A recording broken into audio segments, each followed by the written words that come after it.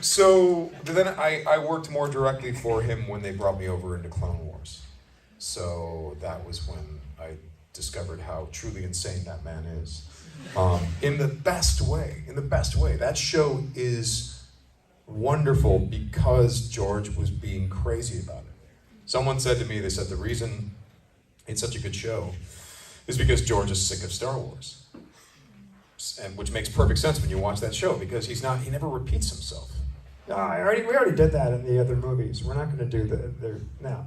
No, there are these Force priestesses that all share the same face and are different aspects of the same personality, which is going to tie in, really, if you think about it, to the Mortis, which is a dream world, where there's the dark side of the Force, which is the son, and then the daughter, and the father. The father is sick.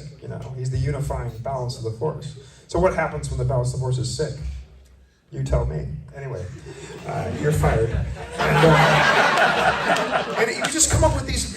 Darth Maul comes back and he has spider legs. Yeah. Why, George? Why does he have spider legs? Well, because the dark side of the Force is all about me, me, me. It's like a black hole where your heart should be. It's just sucking everything in. You want personal relationships, and you want wealth, and you want power, and all this. But what happens to Darth Maul, because he got cut in half and thrown in a garbage world, so all he could do is gather garbage around him. He's just gathering all this garbage. And as the years have worn on and he started going mad and forgetting who he was, the garbage then took on a life of its own and started crawling around and protecting him and creating this web of evil around him as he lived underneath the earth in hell, basically. And you're like, you definitely came up with Star Wars, for sure.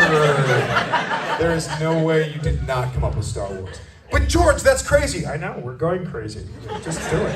Just go forward. And that was the coolest thing about working on that show, is that there was a straight line from what George said to what we did. There wasn't any, this producer thinks that. Or like any other show or any other situation, you'd have people coming in putting well, I think it's this, and I want to put my fingerprints on that because I'm an executive, And no, not so with the Lucasfilm stuff. It's just kind of like, no, we want to do this.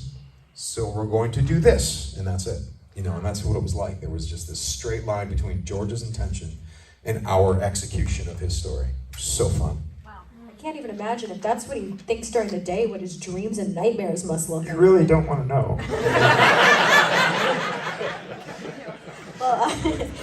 That guy is, here's the thing. My love of Star Wars and Lucasfilm all comes from the fact that I'm a George Lucas fan. That I think THX 1138 is a fantastic film. American Graffiti is unbelievable. And the chances and risks that guy has taken throughout his entire career are bananas. No one does what that guy did and continues to do. That's just the way he thinks.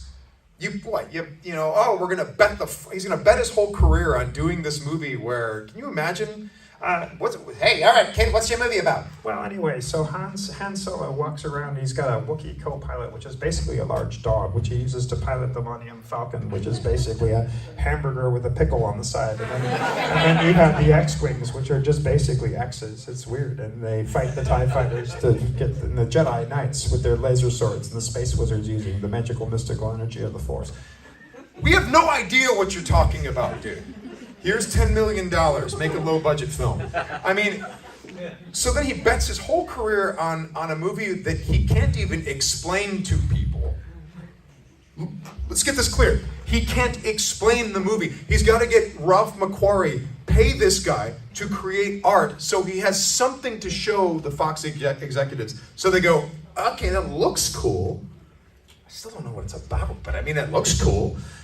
And then he starts making this movie, and he uses techniques that have never been made, but he's never been done before. He creates his own special effects company because no one knows how to do this.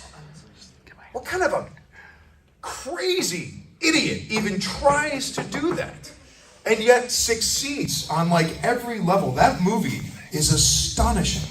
Because think of all the information in that movie, the Jedi Knights, the Space Wizards, and the Empire, and the Clone Wars happened before, and Obi-Wan Kenobi, and Han Solo, and all this stuff, and the Death Star, and Alderaan, and Princess Leia. It's a dizzying amount of information, but when you watch that movie, it feels breezy. You're like, yeah, of course. Yeah. Oh, he fought the Clone Wars? Interesting. You know, like, it's all nonsensical gibberish, but he makes it feel like a lived-in world, and you don't feel overwhelmed. You just breeze your way through the whole movie. And by the end of it, you have Star Wars. And every bit of that movie is like congruent with the Star Wars that we make today. That's how right he got it. The first time, on one try, one turn at bat, doing everything that has never been done before. And then what does he do? I mean, like, look, I sit around and I record music on Pro Tools and stuff like that. Why? Because George Lucas developed the technology to do that, to create digital audio and have digital editing. And people are making, like, you know, YouTube channels and using digital editing software. Why? Because George Lucas pioneered that. And we have these incredible special effects movies because George Lucas pioneered how you could do that digitally. And by the way, Hollywood fought him every step of the way. And villainized, oh, he's destroying things, he's killing the way we do things. And he's just like, no, the way we do things sucks. It should be done this. You know, this is an easier way, you know. And so this guy, you know, and again, like, what kind of maniac then wins making Star Wars, then takes all of that money and invests it into The Empire Strikes Back. That was an independent film. And then Return of the Jedi, that's an independent film. Fox did the first one. But he negotiated away his directing fee so that he could get the rights to make the sequel. First of all, I'd love to have been on that meeting. Can you imagine? Fox is like, guys, that Cleopatra movie almost destroyed the entire studio, but Star Wars, guys, we did it! Popping the champagne.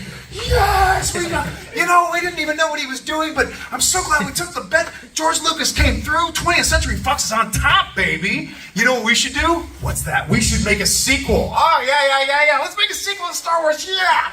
Oh, this is going to be so great, because you know the Jawas, people love the Jawas. Let's put more Jawas in there.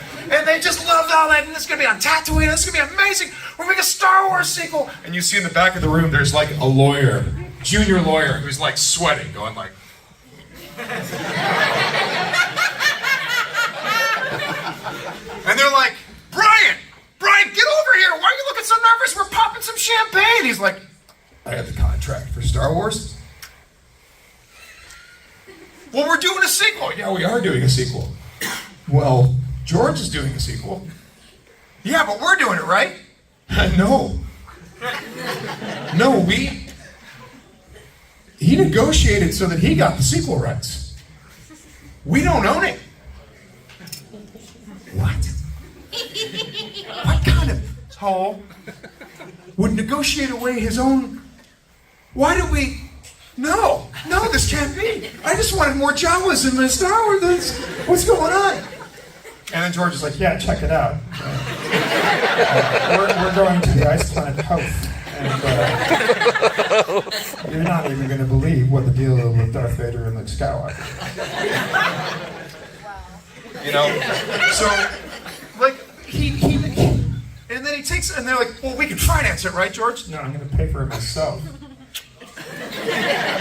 Let me light up a split.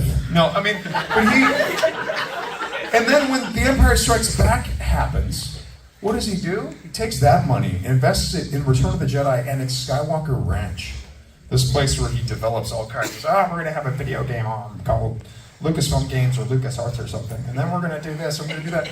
And he just kept investing in the creative process, creating things like digital audio, digital editing, all this stuff. And has completely changed the world several times over in terms of not just the technology that we use, but the ideas that have gone into his films have permeated our culture and has become, you know, part of the lexicon of our culture. So, yes, my fandom in Lucasfilm and in Star Wars is because I am a fan of George Lucas, which is why when I saw the prequels and I was, you know, old enough to be one of those guys who's like, this is crap, man. Yeah, nah. And I'm just like, I want to watch this more closely because this is George Lucas that did this. What is he going for here? Why is this so different than what I expected it would be? Because I've been thinking about Star Wars prequels my entire life, ever since the originals came out. I knew he would do these. This is not at all what I expected. And because it wasn't what I expected, I learned a valuable lesson, which is don't repeat yourself. Try something new. Push yourself in a new direction that you've never been in before. And I learned that from the prequels, being like, this is why I'm watching these movies over and over again in the theater because they're so different than what I expected. And then because I was able to get on his page, I was suitable to be brought in to work on Star Wars in various capacities. Because at that point, you know, when Dave would be like, well, you know, yeah, it's kind of like Qui-Gon Jinn. I'm like, yeah, I always felt like Qui-Gon was like, and Dave would be like, the father that Anakin needed. Yeah, right. And then the father, he falls, and he's like, yeah, no, it's like the father, you know, goes away, and then it's the older brother that has to raise the kid, and he's not ready. We're like, that's what George was saying, right? He's like, yeah, I think so. And because we were studying those movies, we were like, what is George thinking here? What is going on? So anyway, I'm a huge fan of anything that guy comes up with. Huge. I was going to say I'm a fan, but after hearing the way you talk about it, I'm an even bigger fan of George and all of that. He's a maniac. He's just absolute maniac. And again, I'm not even discussing half of the risks that guy has taken in his career. All of them insane risks, and they've paid off. You know, and we get to benefit from that.